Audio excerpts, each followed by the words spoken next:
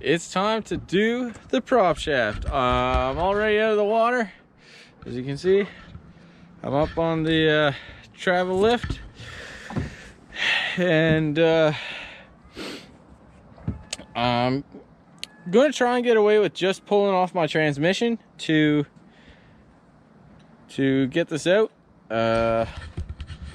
If I pull off the transmission, I should have enough room, and that way I don't have to remove my engine and pull that off. We're also going to try and do the bottom this weekend as well. As long as the weather cooperates, we should be able to get it done.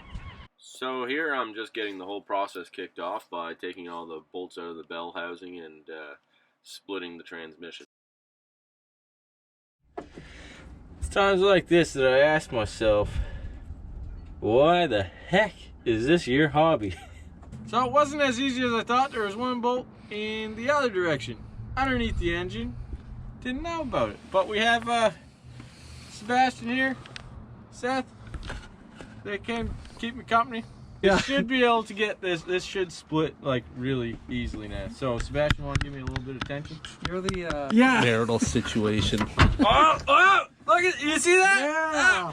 Oh shit! So it's done in the maritime stuff. That's quite the launch. It was going so smooth. This is not what they said boating was about. Not at all. The engine, the transmission housing was hitting on the floor of the engine bay, so now we just gotta lift up on the back of the engine so that the transmission can slide off. All right, Sebastian, give me some camera on this winch handle. Yeah, get some camera on that Winch handle. Go. Oh, fuck. Oh, You're hoisting it. Yeah. you're Why is it not sliding up? So this is definitely not going as planned. It looks like the shaft inside the transmission is too long to pull it off with the engine still attached to it. So, yeah, but it looks like I might be able to rotate it just enough that I can get the prop shaft in. It looks like I might have enough rotation. Refer to the manual. Yeah. When in doubt, whip it out. You can't spell man without manual, though, Chris. Oh, yeah, you got it. Yeah. Oh yeah. No way. Yeah, just a little bit of transmission oil. Pretty dirty looking. Yeah. But the prop shaft is back in. I think this is a win. This is a win. Sure.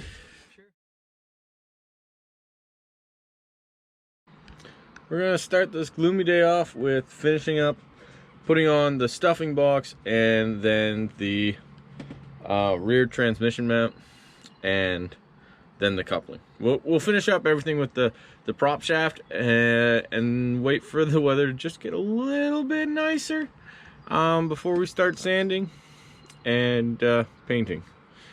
So this was a little tricky because there was just enough room to get everything in behind the transmission. Yeah, and then it was really tight to get the hose clamps on as well. So just want to show you like the important part of the stuffing box, which is just in here. You can see that those two lines, that's where I cut them on the 45 to seal it off there. And then there's another piece down there where I did the same thing. So you have two layers of stuffing on top of each other. And when you crank that down onto the stuffing box, it'll... Sorry about that, batteries died. But yeah, putting it on like that and compressing it, it's going to give you that watertight seal while you're not moving. You do want it to drip slightly, like very slightly, when you are motoring to keep the seal nice and cool. Otherwise it'll overheat and you'll start tearing apart the stuffing itself. So it looks like the engine is a little bit out of alignment, and I will show you how I know that. In this gap on the top, it's a lot wider than if we go down the side. I don't know if you'll be able to see that, but see how it's a lot closer at the bottom?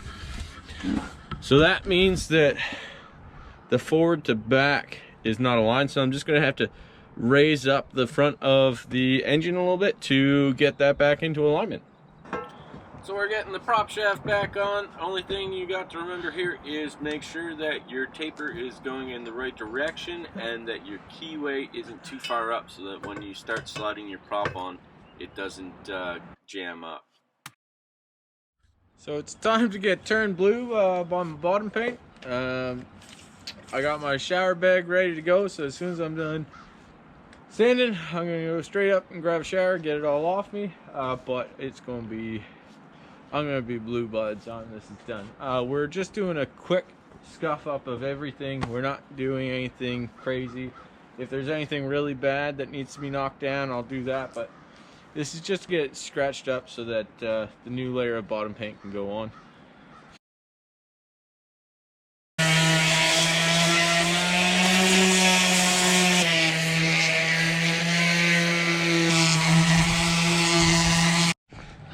So now that I look like the Papa Smurf and covered in the paint dust, I was gonna grab a shower, but there's been a steady flow of people in there and it's busy. So I skipped right to cleaning off the boat and got it all cleaned off. So now I just got to get it painted, and so we're setting up for that. Got the paint can and the paint shaker, and we're good to go.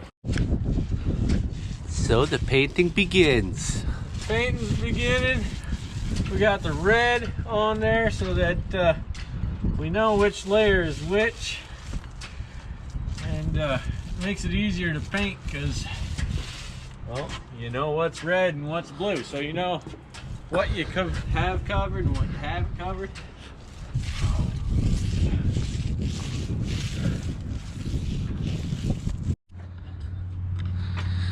So we have one side of Chris's boat completely painted. Probably took about 15 minutes or so.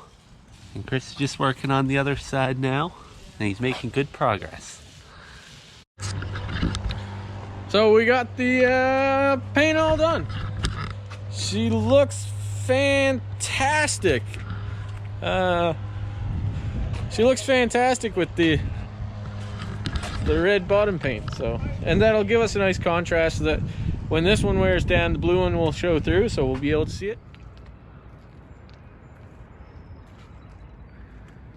What a beautiful morning to launch the boat. So boys, just getting the lines ready. Sebastian is, you know, a little panicky because he didn't have the lines. Got lines now, eh? So yeah, this whole platform is going to move out and go into the water. It's kind of a weird feeling. See, it is gone. How long does it take you to do that with a coffee in hand?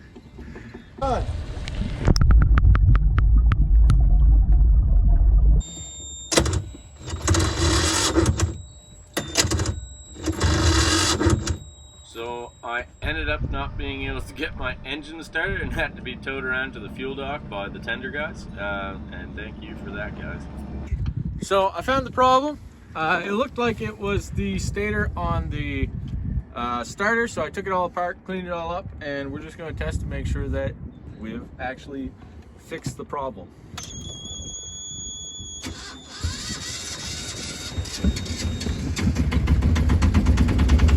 Hell yeah! Oh no, fucking sweet. We're good to go. We're just gonna move the boat around now back to my my slip for the winter and tie her up. So here's the problem. Here's the starting problem. One, thing is covered in gunk. This isn't too bad because I've already cleaned it once, but I'm having to go back and do it again because it started up for me and then wouldn't start again. And if you see there's like the right at my fingertip there's the start of a symbol. You're only supposed to wear it down to the bottom of that symbol and not the top of that symbol. So these brushes are well worn out. So I'm going to have to replace them. I want to get out for a sail today though, so I'm going to try to clean these up and then put it back together and try and go for a sail. I'm gonna have to take this with me to a shop in town to see if I can't get new brushes for it, and they should have them. It's just a matter of getting down there and getting new brushes. So that should be fun.